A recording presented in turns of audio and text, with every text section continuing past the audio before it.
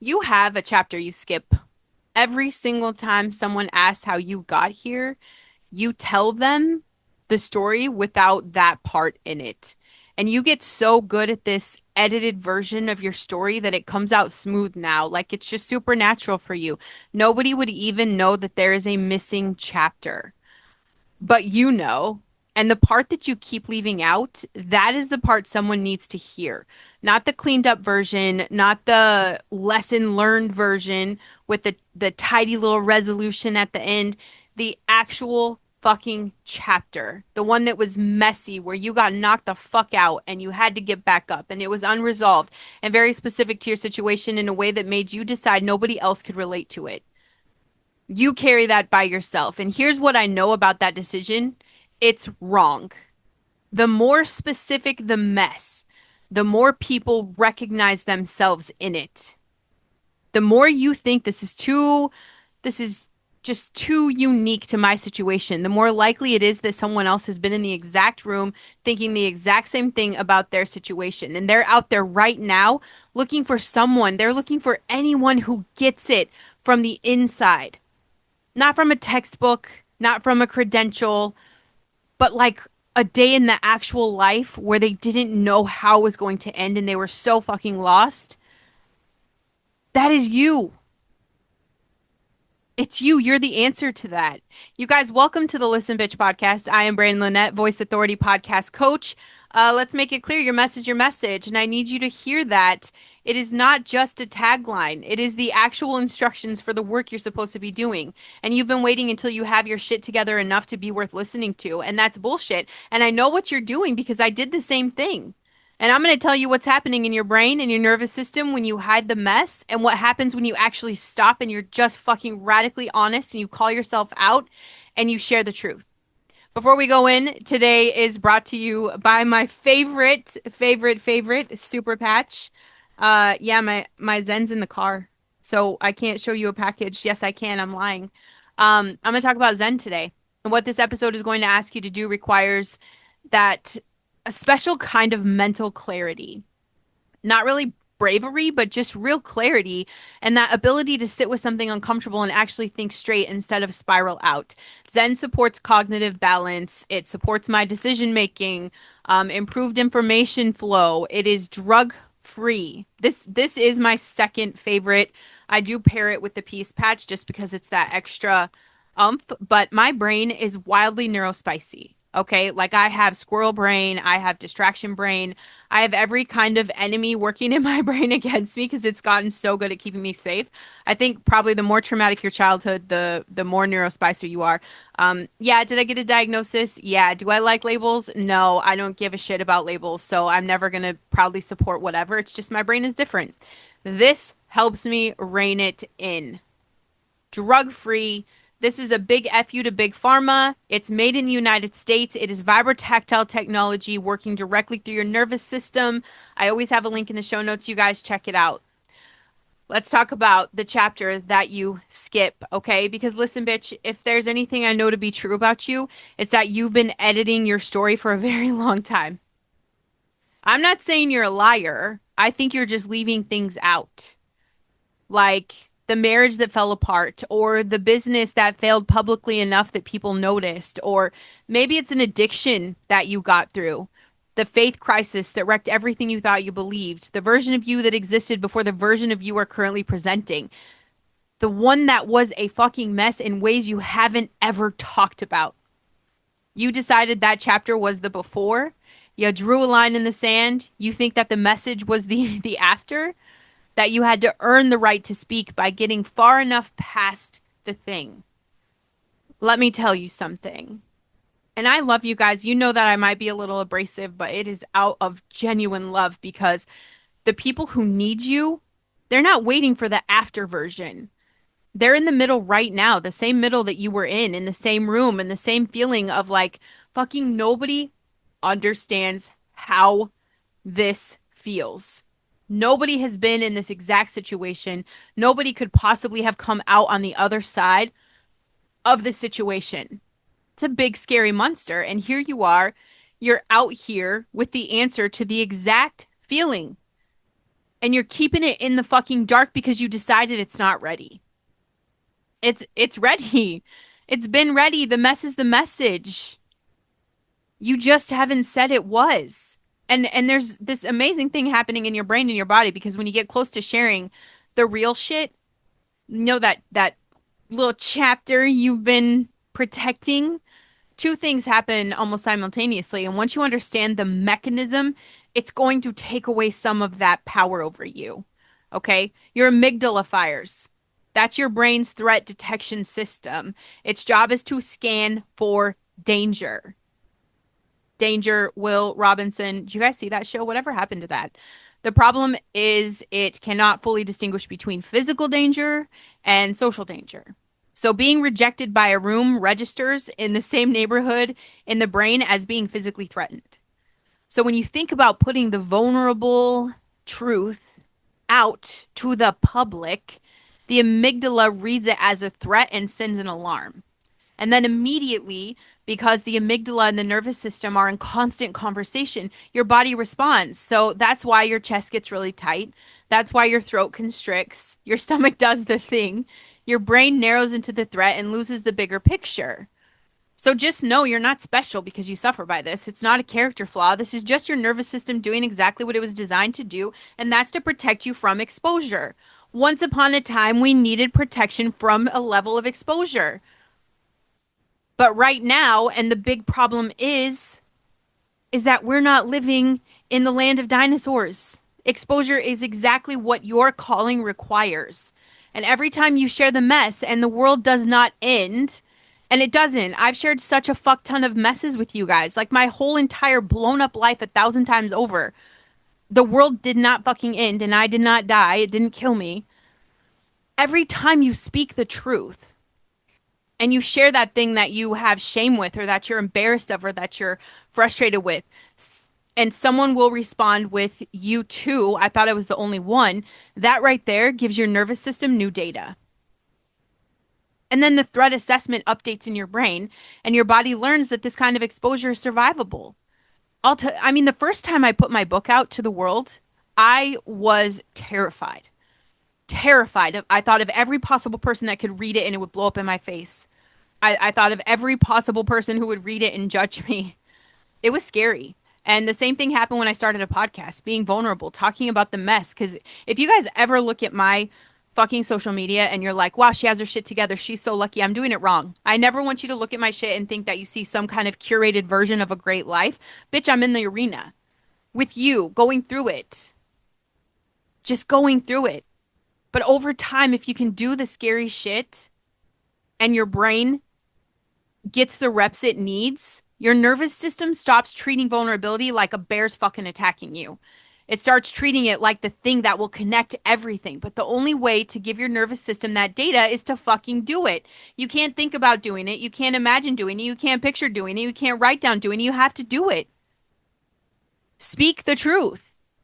One moment where you stop managing the narrative and you just tell the truth. The nervous system learns from what actually happens, not from what you imagine might happen. And the mess in your life is not the detour. The season that broke you open is the reason you can speak to people who are being broken open right now. The failure that felt like it defined you is the reason you can look someone in the eye who was in their failure and say, I know what this feels like from the inside. Not from a book, but from a basic day in my actual life where I didn't know if I was going to make it. This is the most valuable thing you own. Yo, anybody can Google information. Anybody can have a conversation with the demons on chat, okay? Anybody could do that. But you can't Google what it felt like in your situation. Nobody can replicate your combination of what you went through and what you learned and what you would tell yourself now. That combination is your credential. Fuck your degrees, fuck the titles, fuck the polished version that fits all neatly in the bio. Fuck all of that. Your credential is the mess. The real shit, the chapter you keep leaving out. And the systems have their hooks into you. That credentialing system needs you to believe that if you want to be legitimate, You need institutional validation. You need the degree. You need the certification. You need the years in the industry because if legitimacy came from lived experience, the institutions would lose their gatekeeping function. And the gatekeeping function, that's their fucking business model. So you're trained. Yes, we're all useful idiots, darlings. We're trained from very early to distrust the credential of experience. And now you're sitting on the real shit waiting for someone to certify it as valid before you share it. Babe, I love you. Again, I'm going to say that. Nobody is coming to certify your fucking mess. The certification comes from sharing. The validity is in the connection it creates when someone hears it and says, oh, me too. Are you fucking serious? Me too. And the media does the same shit. The stories that get told publicly are the cleaned up ones. The after photo, you know that shit's not real. We get the redemption arc with the clear resolution. You've been consuming a feed of arrived people and comparing your messy middle to their polished endings, and then you conclude you're not ready, you're not enough. Story doesn't matter, truth doesn't matter. Nobody else could understand. You're ready. The mess is your credential. The platform is yours to build. And the gatekeepers do not get a vote on whether your story is worth telling. The vote belongs to the person on the other end of it. And that person has been waiting for you to get your shit together. I built the whole woo space framework before I built this. Spent years in a direction that I really thought was true and it turned out not to be. And when God redirected me, when he said, drop it all, you've been bamboozled, I had to sit with that humiliation of being publicly wrong. Not just the humiliation of being publicly wronged, I dragged people into this. Everybody that sat in my Reiki sessions, everybody that sat in my card readings. I dragged real humans into the devil's playground. And my first instinct, manage it. Make the transition quietly. Let the old thing fade. Don't ever talk about why we left. Just let it go. Just bury it. Because the mess of it felt like a liability. Like if I said it out loud, I spent years building the wrong shit and had to dismantle it. People would question the thing that came after. And that's the thing. I kept it to myself and I was afraid to build ever again because I'm like, this is just going to hang out after me. But the opposite happened. The moment I stopped managing the narrative and I started telling the truth, then the discomfort of the redirection, the embarrassment of having been convinced of something that turned out not to be true, the way God had to really get loud before I got quiet enough to hear him. That was the moment the work started connecting differently. And it's not because the mess made me more relatable in some manufactured way. It's because it was true. And the truth is always going to land in a way that those curated stories can't. And the mess was not the thing I had to survive before I could build my message. The mess was the message the whole time. I just had to stop protecting it. There's a million things in my life that I could think of that I thought would be the end of everything. I can't tell people how many times I've been divorced. I can't tell people, private parts of I can't tell people I'm struggling. I have to show people that what's possible and, that their excuses are the reasons I keep going. But the reason I keep going is because I don't have a choice. There's a lot to this. I did, this lady I talked to on an interview show. She'd been in recovery for 4 years before she said anything about it publicly.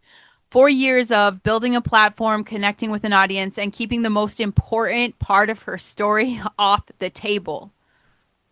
And it's not because she was ashamed, because she decided it was not relevant. Her thing was not addiction content, so the addiction chapter stayed hidden. Then she mentioned it one time in passing in a conversation, in a sentence, and the response was unlike anything she'd ever put out. And she's building on social media for years. Messages from people who had been watching her for years were saying they had no idea. People who were currently in the middle of their own version of saying they felt less alone than they had in months. 4 years of keeping the most powerful part of her story off the platform because she decided it wasn't relevant. One sentence, everything shifts. She's not even an addiction coach. Her content doesn't change. She just stopped editing out the part of herself that made her human. Your audience does not need you to be an expert in your mess. They just need to know you had a fucking mess. If you know what your chapter is, if you've been, telling the part of your story as a liability when it's actually the most important thing you have, send this to one person who needs to hear it. The one hiding the thing that would help people the most. It just takes a second, okay? In John 9, the disciple asked Jesus, who sinned, this man or his parents, and he was born blind. And they look at the mess and assumed it was a punishment. They assumed it was evidence of something wrong. And Jesus said, neither. He was born blind so that the works of God might be displayed in him. It's not a punishment. It's not a detour. Not something to get past before the real story could begin. The mess was the setup. The thing that looked like the worst part of his story was the thing that made the story matter. Your mess is not punishment. It's not evidence that something went wrong. It's the setup for the thing God's about to do that's going to be visible because of what you went through. Not despite it, because of it. The disciple asked whose fault it was. Jesus said that is the wrong question. The right question is, what is this for? Babe, that thing you're suffering with, that whatever you're struggling through, ask the question, what is your mess for? Because it is not just for you to survive it. It is for someone else to find. Someone who's in the middle of their own blind season right now in the dark, wondering if anyone has ever been in this room. You have. And you haven't said so yet. Say so. No one's looking for a trauma dump, okay? No one's looking for some performance of vulnerability because you heard that vulnerability builds connection. Don't make the mess the brand and lead with it in every piece of content forever, okay? My big launch is that I explained my mom signed her rights off when I was 12. Could you imagine if I started every single thing off with that? This looks like context. It's the kind that makes everything else you say just land in a different way. When you say this used to be the hardest thing for me, and here's why. That's not a detour from the content. That's the reason the contact is credible. It's the truth when someone asks you how you got here, not the curated bullshit. The real one, the one that includes the chapter you usually skip. Biggest question I get, how do you do it? How do you homeschool? How do you have your kids in sports and rec ball? And how do you run 3 podcasts? How do you take care of the house? Because my husband works from like 12:30 to 12:30, 5, 6 days a week. Okay, so I'm here solo running the show. How do you do it? You know how? Because I don't curate shit. I don't exhaust energy trying to make shit up. I take you guys through the fucking gauntlet I'm walking through, whatever that looks like. And it is so refreshing. And you're probably exhausted because carrying fucking lies, or even not even just lies, like trying to hide anything is exhausting. Trying to pretend to be something you're not, like that struggle wasn't a part of your definition, that's crazy. People want the real shit. I feel like people can see through the bullshit if you're skipping by truth. Post whatever shit you have sitting in the drafts because it feels honest. Do that. That's probably the one that goes. And your nervous system is going to resist every time. The amygdala is going to fire and the chest is going to get tight and your voice going to crack and say it's too much. That's just the protection response. We can ignore that. The data that your nervous system needs is on the other side of posting that scary shit anyway. One post, one sentence, one truth in your real voice. Try it. And name the chapter you're not sharing. I'm not saying you have to do it publicly. Like, you don't have to do that yet. Just to yourself. The part of your story you've been treating like a thing to get past. Just write it in one sentence, just for you. What is it? And then I want you to ask yourself, who is in the middle of this right now? Not who's been through it, not who's in it today. What does it feel like to be with them? What do they need to hear that nobody's saying? Because everyone who's been through exactly what you wrote down is busy presenting the after photo. And here you are with the answer. You lived it. This week, I want you to say one true thing about the mess. One sentence in a piece of content. One moment of context in an episode. One real answer to a question you usually answer with a curated bullshit version. Let the nervous system get the data that this is survivable so you can continue. Better today than yesterday means you name the chapter today. Better tomorrow than today means you say the one true thing about it. That shit you're the most embarrassed about is not the thing that disqualifies you. It's the thing that was always supposed to be your biggest credential. You've been protecting it. You're keeping it managed. You're deciding who gets to know and what version of the story is appropriate for which context. That protection, yeah, it feels like you're doing some wise, holy thing. Babe, that's your nervous system running the protection response it was trained to run. And meanwhile, the person who needed to know that they weren't the only one in that room has been scrolling past your curated feed, wondering if anyone can ever understand where she's at exactly in her situation. And you have. You're just not saying so. Christ did not redeem your mess so you can manage it quietly. He redeemed it so it could become the thing that reaches the people that polished version never could. The mess is not the before, it's the message. It was always the message. Your story's not too much. It is exactly enough for exactly the person who needs it. Check the show notes. Come work with me. Tell me the chapter you've been keeping off the platform. Tell me the mess because that's the message. And the person who needs it has been waiting long enough.